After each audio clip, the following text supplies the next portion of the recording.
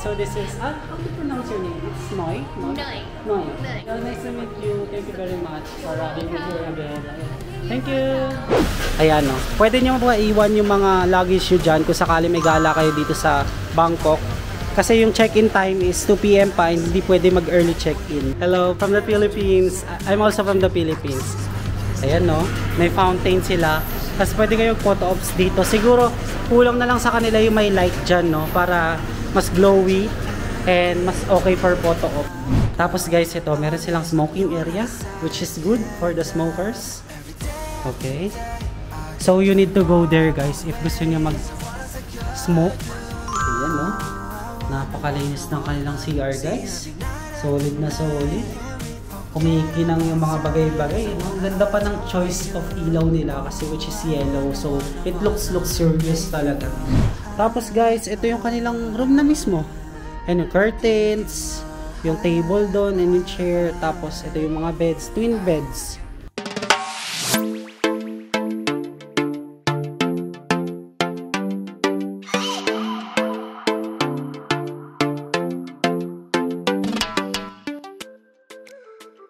Hi guys, this is Lost Furukawa and welcome back again to another Bangkok vlog. And for today's video guys, tayo ay mag-hotel tour and room tour na rin dito sa ating pinagtuluyan dito sa Bangkok, Thailand. So this is our first accommodation here in Bangkok and I'm very happy kasi nakabalik tayo ulit dito ngayon. Since diba last year, nakagawa na tayo ng content dito, so ngayon ipapakita ko na rin sa inyo yung full building nila kasi diba nung nakaraan is just a quick tour lang. So I think mabilis lang ata yung tour na iyon, kaya hindi ko pa napakita sa inyo lahat. So ngayon gusto ko mapakita sa inyo yung ating room now para ma-check nyo kung sino yung mas better na room, kung sa 4th floor ba, which is yung last year, or yung ngayon sa 2nd floor. So ngayon kasi ang room namin is sa 2nd floor na. So by the way guys, 7 pala kami dito ngayon, so ang in-avail namin is 3 rooms and mas nakamura kami guys. So mamaya malalaman nyo yung presyo, pero ngayon guys, subscribe muna kayo sa channel ko, tulungan nyo naman ako na ma-reach ang 10k subscribers para makakapag-giveaway na tayo ng GoPro Hero camera. And para sa mga bago sa channel ko, ako nga pala isang travel vlogger and gumagawa ako ng mga travel guides both local or international. Kaya sa mga hindi pa nakaka-subscribe, subscribe na. So bad news lang guys is umulan na naman ng malakas dito sa Bangkok. Pero guys, yung neighborhood nito is napakaganda. Nakakamiss talaga tong Rangnam Road na ito. Hindi siya ganoon kaingay and also ang daming street foods and napakalapit ng mga convenience store. And also, ano pa ba? Marami rin cafes na nakapalibot dito and also sa harap niya guys, ayan, yung Startup Fitness. So pwede kayo mag-gym dyan. Ayan, natatakpan lang yung pangalan pero gym yan siya guys. Ayan. So ito yung kanilang logo, Picnic Hotel Bangkok, and ito ang kanilang shrine. Tapos dito guys sa kanilang gilid is parang garden lang naman. Tapos dito guys, ito yung entrance nila. So mamaya na tayo papasok dyan. Ito yung kanilang sign or logo, Picnic Hotel. Ayan. Tapos meron sila dito ang buffet sa restaurant. Ayan, nakapaskil naman. 280 baht per pax, lunch, dinner. 11 to 2:30 and 5:30 to 11:30 I think.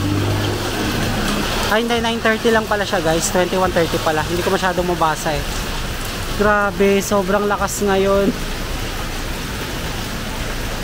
Mali pala na September tayo pumunta guys dito sa Bangkok, rainy season. So guys, tandaan nyo, dapat hindi end ng September, medyo maulan pala dito sa Bangkok ng gantong araw. Nga pala, pinili ko tong Picnic Hotel kasi guys, napakalapit niya sa Pratunam. You can walk it here, so 1 kilometers lang siya dito. Malapit din siya sa George's Fair and also malapit din siya sa mga pasyalan and sa Victory Monument Station sa may BTS. So tara, pasok na tayo guys dito sa loob. Ayan o, pwede nyo ba iwan yung mga luggage nyo dyan kung sakali may gala kayo dito sa Bangkok. Kasi yung check-in time is 2 PM pa, hindi pwede mag-early check-in. So dito naman may sasalubong naman sa inyo dyan. And tinatali nila guys yung mga bagahe per group. And also ito yung kanilang lobby area. Ayan o. Di ba nakapakita ko sa inyo to dati? Pero yung restaurant nila is hindi ko napakita. So pwede ata tayo pumasok dito para lang ma-check. So pinayagan na tayo makapasok guys. Medyo hindi lang kami nagkaintindihan nung una. Pero ito yung kanilang restaurant area. Ayan yung mga foods. Ayan o, mukhang masasarap naman yung foods guys. Try nyo rin na pumunta dito sa buffet restaurant nila. Ayan. stir-fried soaked vegetables, spaghetti tomato sauce, and steamed rice. Stir-fried squid with black pepper din. Yan, tapos salmon head, boiled in soy sauce. I think ito yung kanilang dessert area, no? Ayan, no? Mga fruits. Tapos guys, oh, napaka-chill and relax nitong restaurant nila. Ayan, dito ang makikita is garden lang din nila. Tapos ayan na, dito yung entrance banda. So ayan na, medyo maulang kitang-kita nyo naman. And dito tayo sa kanilang main course. Ayan, ito yung kanilang mga juices. Mga main course nila. Seafood salad, fruit salad. Okay. Vegetable salad. Kasi ito guys, may mussels din dito or tahong. So guys, hindi tayo makakapag-avail dyan sa kanilang restaurant. Kasi yun nga guys, ay may tatry rin tayo mga restaurant din dito around Bangkok. So hindi muna. Pero pinayagan naman tayo ng kanilang social media manager. Day 2. Say hi to my vlog. Hi. So this is, how do you pronounce your name? It's Noi? Noi. Noi. Yeah. No, it means Yeah, I know it because butter in you said English. it's hard to pronounce, right? You said it to me. Noi. It means butter in English. Yeah, nice to meet you. Thank you very much for being here again. Thank you. Yeah, thank you. Sorry to disturb you at work. Yeah, thank you. So, yeah, maybe I will come back here again next year. So, Next year. yeah, because I will visit Bangkok, I think. Tomorrow. And thank you sa kanya sa pagpapapasok sa akin sa buffet restaurant. And guys, must try din naman itong picnic hotel kung sakaling napapagod na kayo kakagala sa Bangkok or kakaisip ng makakainan sa Bangkok. So ngayon, explore din natin ang kanila. Sige, mamaya na tayo umakyat. Ito muna ang first floor. So this is their lobby area. Hello. Hi. Hello from the Philippines. I'm also from the Philippines. Tingnan nga natin, restroom tour sa ground floor nila. Oh, di ba? Naka-aircon. Ang ganda guys ng restroom nila. So ito naman sa pang babae, so bawal kasi pumasok dyan. Pero ganun din naman yung style. So dito guys sa likod, explore na rin natin. Ayan no, may fountain sila. Tapos pwede kayong photo ops dito. Siguro kulang na lang sa kanila yung may light dyan, no? Para mas glowy and mas okay for photo ops. Tapos dito guys yung sunduan ng mga van from Klook. And also kung gusto niyo mag-avail ng mga private services dito. And guys, ang ganda ng building nila, oh. Kaso hindi tayo pwede pumunta sa gitna kasi maulan. So dito yung mga parking din ng mga resident dito sa Picnic Hotel. Amazing guys, oh. Ayan. So yun lang guys yung nasa first floor nila. So libutin naman natin ang kanilang second floor.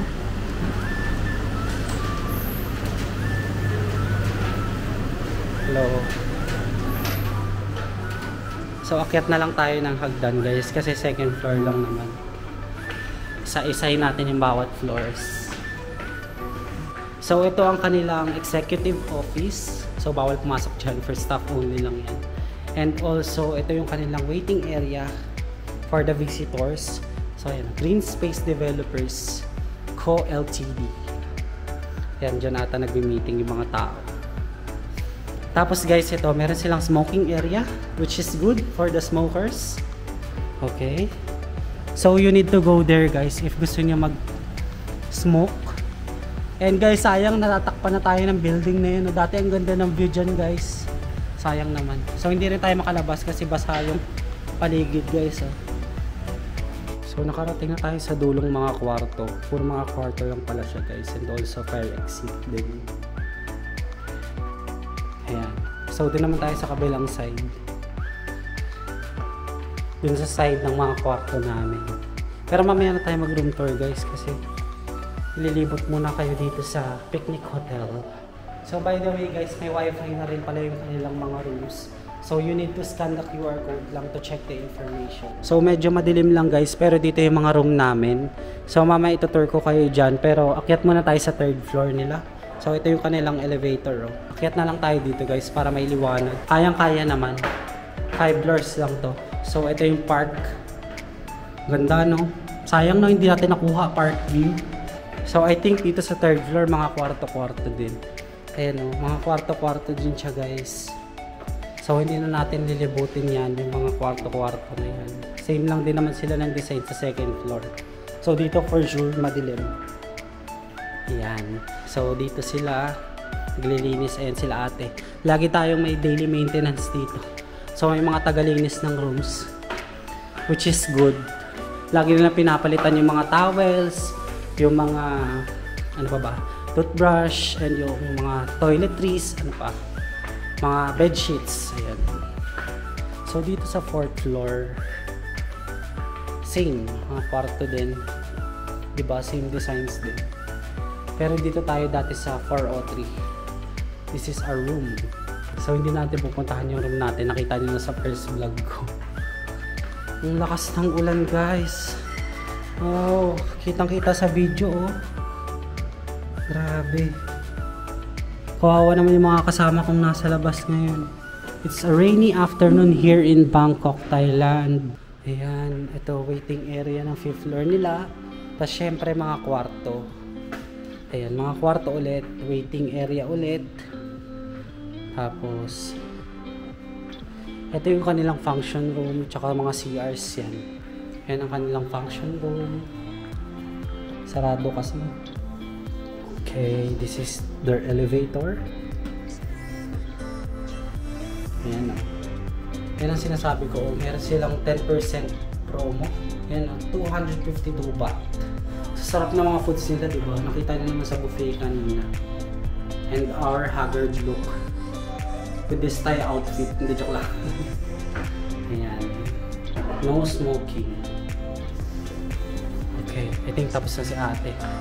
So check na natin ang ating room. A few moments later. Guys, nandito na ako ngayon sa loob ng aking room. And nga pala guys, pagpasensyahan nyo na ako magiging makalat yung mga gamit namin. Kasi guys, napagstayan na namin to for 3 days dito sa Bangkok, Thailand. And ginawa na namin ang lahat para matabi yung mga gamit namin. And also nagpa-housekeeping na rin muna ako. Kaya inantay ko muna matapos si ate na linisin yung room. So nakakatuwa din naman. Kasi guys, meron silang daily housekeeping dito. So ngayon guys, itutur ko na kayo. And let's go na. Wala na paligoy-ligoy pa, tara na. Para makita nyo na kung gaano nga ba kaganda yung room nila dito. And one of the best budget hotels here in Bangkok, Thailand. Let's go! So sa right side ng pintuan guys, makikita nyo itong closet nila. Parang open closet lang siya guys. Ayan, yung mga pasalubong na nabili from Chatuchak. And yung mga gamit ko guys. Ito guys, grabe pinagdaanan nito sa Chatuchak yung t-shirt ko na yan. Kaya medyo pawis pa siya. Tapos ito guys, yung kanilang safe box. Ayan. So, hindi ko nabubuksan. Ay, nabubuksan ba to? Oo nga, nabubuksan siya. Ayan o. In case na may gusto ko itago na money. Ayan. Okay, next. Itong lagayan ng mga sapatos. Okay. Tapos, dito muna tayo sa CR, guys. Ayan o. Napakalinis ng kanilang CR, guys. Solid na solid. Kumikinang yung mga bagay-bagay, no? Ang ganda pa ng choice of ilaw nila kasi which is yellow. So, it looks luxurious talaga. Ayan, oh. Shower area nila ito. So, pwede nyo i-close yung shower na yan dito. Ito yung pinto niya. Ayan, i-close lang natin siya. Tapos, ito yung toilet. Ayan, tapos pwede nyo ilagay dito yung mga damit, mga tuwalya. Ayan, may bidet sila guys. And also itong toilet nila and trash can. Tapos may tissues rin. Ayan, please do not drop tissue paper, sanitary napkin in the toilet bowl. Tapos isa pa sa napansin ko guys is meron silang hair dryer dito. Ayan o, malakas to guys. Pwede natin ito ka na. Para makita nyo ba? Ayan. Ayan, diba? So nagana naman siya guys. And also may saksakan din sila dito. Hindi ko alam para sa kanito. Baka kapag sakali magcha-charge ka or ano to, para sa mga iba pang hair equipment siguro yan guys. So next, tapos na tayo sa CR. Yan, ito na yung kanilang free na mga sugar, coffee, creamer, tea. Meron din silang tea. Ito yung sugar. Ito yung coffee and yung creamer. Tapos may mga water din sila guys. Ayan. Tapos may mga drinking glass sila and also ito pang kape. So pang dalawahan siya guys, pati yung water. So everyday nare-refill nila yung mga yan, which is nakakatuwa. Guys, ayan, lalagyan ata pa ng mga damit. And also may mini ref sila dito. Ayan, walang laman ng ref pero naka-on ata siya. Ayan o, may lamig siya guys. So naka-on naman to everyday. Huwag nyo na lang tatanggalin sa saksak. So ito guys, ang workspace or yung lalagyan din ng TV. So pwede kayo mag-work dito. Dito, sa tabi lang mismo ng TV. Tapos ayan, yung mangga ko na binili sa tabi lang ng picnic hotel. Tapos ito yung initan nila ng tubig. Ayan. Tapos may mga saksakan din sila dun sa likod. Kung gusto niyo mag-charge or extra saksakan kung nagtatanong kayo, meron. Tapos guys, ito yung kanilang room na mismo. Ayan yung curtains, yung table doon, and yung chair. Tapos ito yung mga beds, twin beds. Tapos yan, ang mga paintings na lang. Diba? Ang laki niya. Tapos ang spacious talaga nitong picnic hotel guys. Kasi itong towel nila guys is everyday din pinapalitan yan. Yan, solid guys yung room nila, no? Grabe. Best budget hotel talaga to guys para sa mga Pilipino. Kasi alam ko yung mga Pilipino guys, ang hinahanap talaga is malinis na kwarto, malinis na banyo, convenient, spacious, yung mga ganyan. Kasi ito guys, yung aircon nila, sobrang lamig as in. Talagang mababad lang kayo ng isang oras. Talagang sobrang lamig na ng kwarto nyo. Up to 16 degrees ata ito. Ayan, hindi ko pala napakita to sa inyo. So ito yung sa kanilang aircon. So 16 degrees ang pinakamababa. Ayan. Focus ba? Up to 30 degrees warm. Tapos ito, dito yung insert yung P-card. Ito yung mga switch. Tingnan nyo. Para alam nyo na rin. So sa first click dito, sa button, ayan, namamatay yun nandun sa kwarto. Dito sa side. Ayan. Tapos dito sa pangalawa, okay, nasa gitna naman guys. Sa pangatlo, okay sa CR. Para alam nyo lang, ayan. Okay. Ayan guys, oh. Ganda. May telephone din sila dito. Ayan, mga saksakan. So, nagdala ko extension guys dito. Ayan, kasi importante na extensions dito sa Thailand. Tsaka sa ibang bansa din kung sakaling gagala kayo. Importante na magdala kayo ng extension. So, dito, ayan, press 0 to dial the hotel service. Next, yung view. Alam ko inaabangan nyo. Kaso guys, hindi masyado ganun kaganda yung view. Kasi katapat natin ang Rangnam Spa. Ayan, tas maraming kable ang bubulaga sa inyo. And also yung gym katapat din natin. Ayan, bawal lumabas dito guys ha. Ayan, nandyan yung aircon nila. Pwede lang kayo mag sightseeing dyan. Ayan ang kanilang famous na table tsaka chair. So yan yung nakikita ko guys sa social media nila. Yung famous spot na yan. To sum up lang guys, ito palang kwarto na ito ay napaka-spacious, comfortable to sleep, napakalinis since everyday may housekeeping sila or house cleaning dito. Actually hindi pala siya house, room cleaning, pero yung tawag kasi sa kanila guys housekeeping, pero anyways never mind na lang. So yun yung tawag sa kanila dito. Tapos may mga free toiletries, meron na ring towel dito guys kung sakali magtatanong kayo. May mga free slippers sila, water, coffee, creamer, initan ng tubig, telephone meron din. Also may safety deposit box sila. And itong malalaking bed, yan o, pang 2 tao yan guys. Lupit, di ba?